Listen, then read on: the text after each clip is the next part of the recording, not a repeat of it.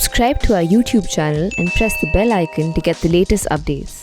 The Print Off the Cuff, presented by IIFL Wealth and Asset Management, corporate partner AU Small Finance Bank, in association with global insurance brokers, airline partner SpiceJet, in alliance with Indraprasth Apollo Hospitals.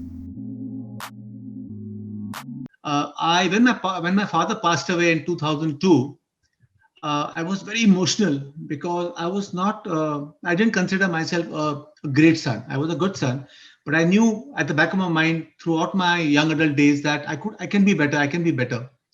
But I think because of immaturity, because of lack of patience, because of lack of understanding of the world, not just a parent relationship, but also the world. I sometimes blamed my failures on my dad. I sometimes blamed my failures on some shortcomings that our relationship had, which all generation, the generation gap or whatever we want to name that. So at the back of my mind, I knew that I've been a better son, but I did try, but my immaturity would overwhelm me. And then I would have fights with my father. I would have differences with him. So when he passed away, I was so full of, you can say maybe guilt, that could be a word that I could use, that there was a certain level of guilt that I want to do something for this man that will not just repair my relationship with him, but also, so people should come to know about his journey to his songs, because they talk about his songs, they talk about his mukharas and his antaras and the movie, and how well he wrote in context to the story, to the situation, to the character. But there was no information anywhere out there about his childhood, his parents, his mother, his family, how he came from Rawalpindi to India as a refugee, how he joined the army, why he joined the army. Much before the army in 1944, before partition, he was in the Royal Indian Navy in Karachi, posted at Karachi. So when the pandemic happened, and I had signed a contract with my publisher, Penguin, 2 years back to publish the book. So when the pandemic started, I got even more desperate, and I thought these times are never going to end. My dad's story will never be told. So I told them that if you don't publish this book within 1 year, I'm putting this book out on the internet for free, because I want a story told. So they said, no, we'll publish it within a year. You send us the final draft. So those 1,500 pages which I had written, I put everything aside and I started writing 10 hours to 12 hours a day. And in 1 month, I wrote 350 to 400 pages. And I sent it to Penguin, and that's the book you have in your hand today. The film industry noticed him in Mehndi Lagi Mere Haath, 2 or 3 years before Jab Jab Phool Khile. But they really realized that this guy can write after Jab Jab Phool Khile. But he still didn't believe that he has become popular or that people know him across the country.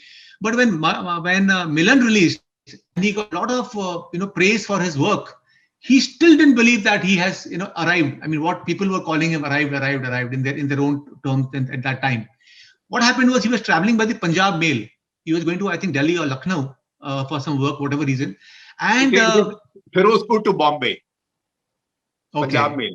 Yeah. Okay, so I think it was the Frontier Mail. The Frontier Mail, I think.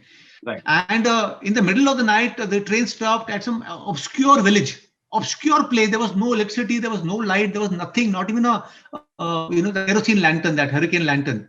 And over there, in the middle of the night, he saw a fakir sitting on the ground in that that railway station and singing "Sawan Ka Mahina Pavan Kare Sor."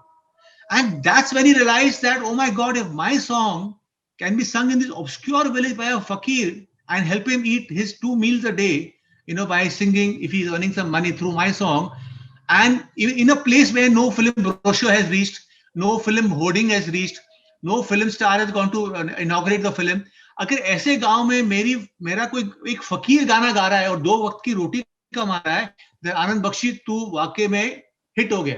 That is आपको पता है राकेश, हिंदी में कहते हैं जहां ना पहुंचे रवि वहां पहुंचे कवि, कि where even the rays of the sun cannot reach the poet's voice. So this is pretty much a case of that. When people ask me, which is your fondest moment of your father, with your father, तो लोग मुझसे पूछते हैं कि सबसे अच्छा वक्त कौन सा था आपके पिताजी के साथ. तो मुझे तो एक ही वक्त याद आता है, बहुत याद आता है, कि मैं पता नहीं मेरी उम्र क्या थी, शायद 3 साल का था या 2.5 साल का होगा, because I think memories begin from age 3. But I think I was around 2.5-3 years old, and my father had the habit वो जब रात को घर आते थे कोई पार्टी से या फिल्म फंक्शन से या काम से, आई डोंट नो कहां से आते थे, मैं तो बहुत छोटा था, बहुत लेट आते थे और मैं सो जाता था, लेकिन मैं सोया हुआ होता था, लेकिन फिर भी आके मुझे थपथपाते थे सर पे। और उनका जो उनके उनके he had very thick fingers, उनके जो हाथ है, it was a very big hand, he was 6 footer, Punjabi, Rawalpindi, he had big hands, thick fingers. And so, in spite of a big hand and his thick fingers, his fingers on my eyelids were like cotton. They were soft as cotton. And I would wake up, because he would sing. Now, I don't remember which song he used to sing, but I do remember he used to sing to me. And when I used to wake up, he used to get embarrassed and he used to go away. So I realized that when I wake up, this fellow goes away. So I would pretend I'm sleeping because I wanted that moment to last longer. So that's my most fond memory of my dad. His period coincided with great lyricists and poets. Poets. There was Sahib Ludhianvi. There was Majrooh Sultanpuri. Shakil Badayuni. Hasrat Jaipuri. No, but even if you go right back, I mean, see, hum dono, great lyrics were written in that period. So he had a lot of competition, but he is the only one who transcended the period from the great decades of Hindi film lyrics to A.R. Rahman. Yeah. 96 composers. He's worked with 96 composers.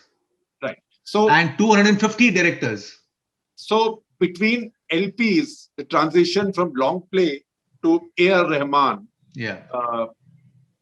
How did he handle that?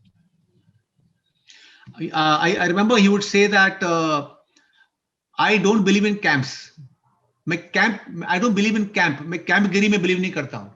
मुझे producer या director या story पसंद. I remember when Tanuja Chandra told me that when I met Bakshi Saab for the first time for my film Dushman, I was the first time director.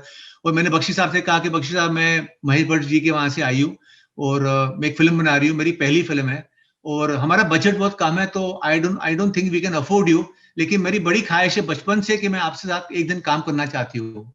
तो she told me, your dad told me, Bakshi sahab told मी कि किसने तुम्हें कहा कि आनंद बख्शी पैसों के लिए काम करता है, आनंद बख्शी स्टोरी के लिए काम करता है. But he also told me the same time on the flip side कि मैंने कई फिल्में पैसों के लिए की, किचन चलाने के लिए की, क्योंकि मुझे स्कूल की फीस भरनी थी, मुझे गाड़ी खरीदनी थी, मुझे घर खरीदना था, लेकिन मैंने बहुत सारी फिल्में मेरे दिल के लिए की. So he was very pragmatic. I'm not an expert on Anand Bakshi. I am just a son talking about my father. But what I've read and heard from people is that in the 70s, there was a period when distributors would tell people, producers, ke Anand Bakshi ki film hai to hum kharid lenge. Right. And that's because his lyrics were also easy. So I think the credit of that goes to Shailendra, because it was Shailendra who told my dad, D.N. Madhok, his guru. My dad had one guru in the film industry, that is D.N. Madhok. He learned lyrics writing by hearing D.N. Madhok. The second person he learned writing in a folk style was from Shailendra. And it was Shailendra and D.N. Madhok who both told him that Bakshi, तुम Urdu medium से आए हो, तुम रावलपिंडी से आए हो, तुम उर्दू मत यूज करो गानों में, तुम हिंदी में गाना, हिंदी सरल हिंदुस्तानी में गाना लिखा करो, क्योंकि तुम्हारा गाना पूरे हिंदुस्तान में बजना चाहिए. So the credit of that goes to Shailendra and D.N. Madhok.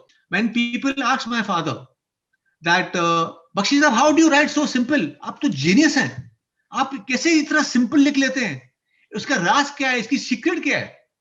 At that time, my father had one reply for everybody over the 30, 40, 50 years that he wrote.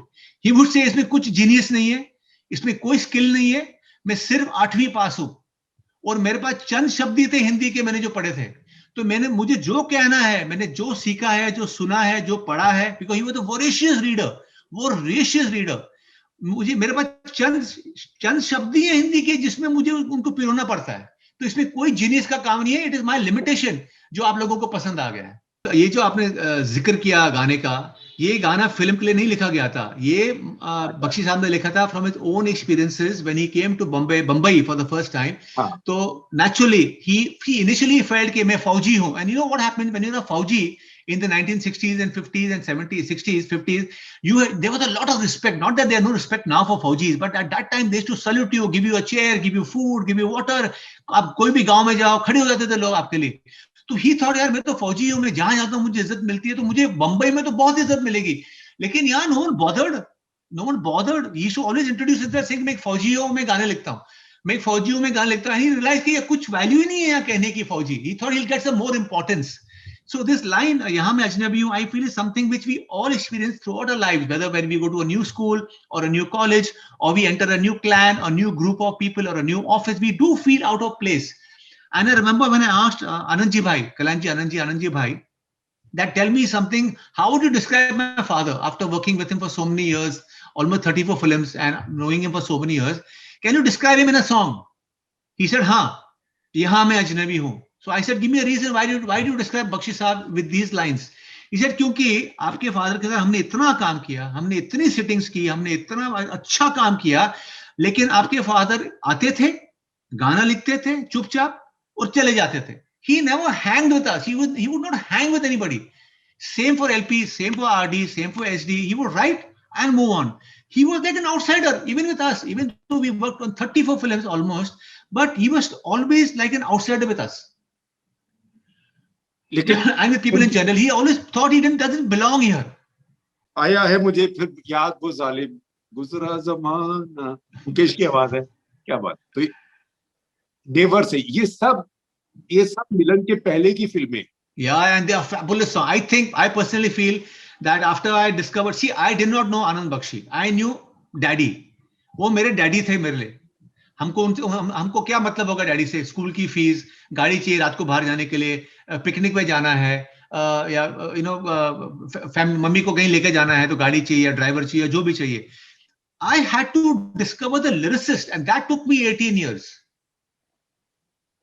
Trying to, because people would come up to me and tell me, "Arey, your dad wrote that antara, this mukhada, he changed my life, he wrote this line there," and I was clueless. I didn't know what they're talking about because I was not a fan of him. He was dad for me. That's it, daddy.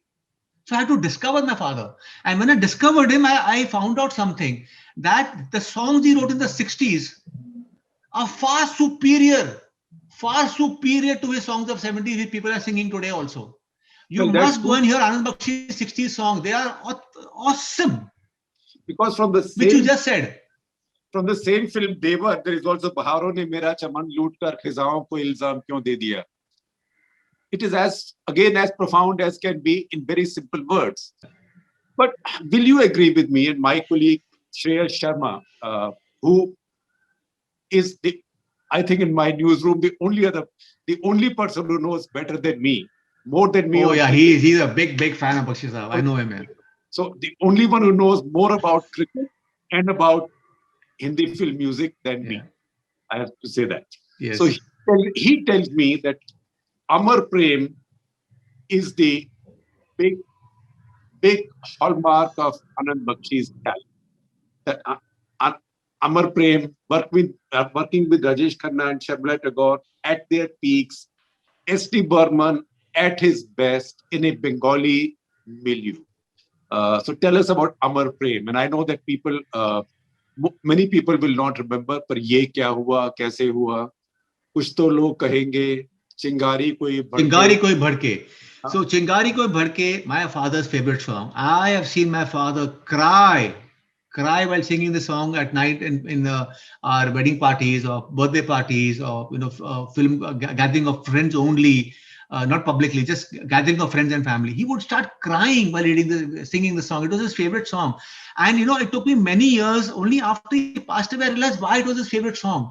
Because if you read the last chapter of the book about how his notes from his diary, where he has mentioned his struggle to give up smoking and pan tambaku, you will realize that this man was struggling all his life to give it up.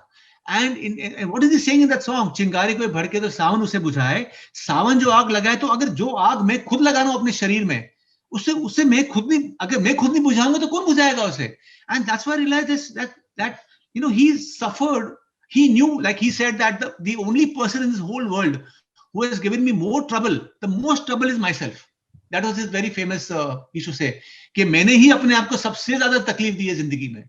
So in the same film, different genres of songs. In the same film, he wrote "Bada Nut Khat Hai Ye Kishan Kanhaiya," "Kya Kare Yashoda Maiya," still sung. He sung also. Yeah, there's a very interesting story behind the song. I think when the song was being recorded, no, sorry, that's another song from Aradhana. Sorry. No. So, But I must tell you something about S.D. Burman. When people compliment Bakshi Saab for writing in context to the lyrics and in context to the story and characterization, so well, fitting the story and situation and characterization, the credit also goes to S.D. Burman. My father, you know how he trained to become a lyricist? वो जब army में थे और barracks में अपना film देखने जाते थे on a weekday, they to get a weekly off, तो जब वो शाम को वापस आते थे, रात को बैरिक्स में वापस आते थे, वो उसी फिल्म के गाने वापस लिखते थे अपने शब्दों में. He used to rewrite the songs of the entire songs of that film because now he knew the story and situation. So that's how he practiced lyrics writing, by rewriting the songs of all the movies that he saw. And it was S.D. Burman who would keep telling him, Bakshi, कहानी सुनो, कहानी सुनो, कहानी सुनो, कहानी में ही lyrics हैं film के. लिरिक्स कहीं बाहर से नहीं आते, कहानी से ही आते हैं, कहानी सुना करो ठीक से. So S.D. Burman is a very big, perhaps a contributor to my dad's skill of being able to pull the lyrics out of a story and characterization. So, in fact, he wrote some great lyrics for S.D. Burman also for his voice. But I'm interested in what you're saying, that he plucked the lyrics out of the story. Yeah. Now So, yeah. in the same film, Aradhana, Roop Tera Mastana. Oh yeah, that song. Yeah. That was so central to the story. Yeah. So he and so there's a shop in Bandra called Sweet Melody. They sell music, Hindi film music, and other electronic stuff. He and my dad were very good friends, Hari Mehra and my dad. So they had a habit of, my dad would pick up Hari Mehra. They would go to Khar station. There was a pan wala opposite the station.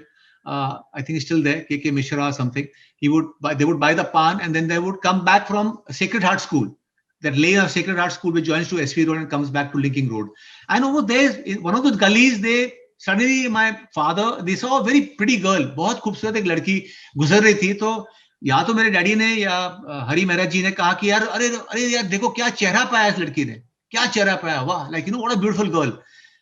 So dad said, अरे एक minute गाड़ी रुकते हैं. And my dad had a habit when he was not carrying his pen, when he was not carrying a diary, तो वो 555 cigarette उनका favourite था through out his life. 555 ही पीते थे वो.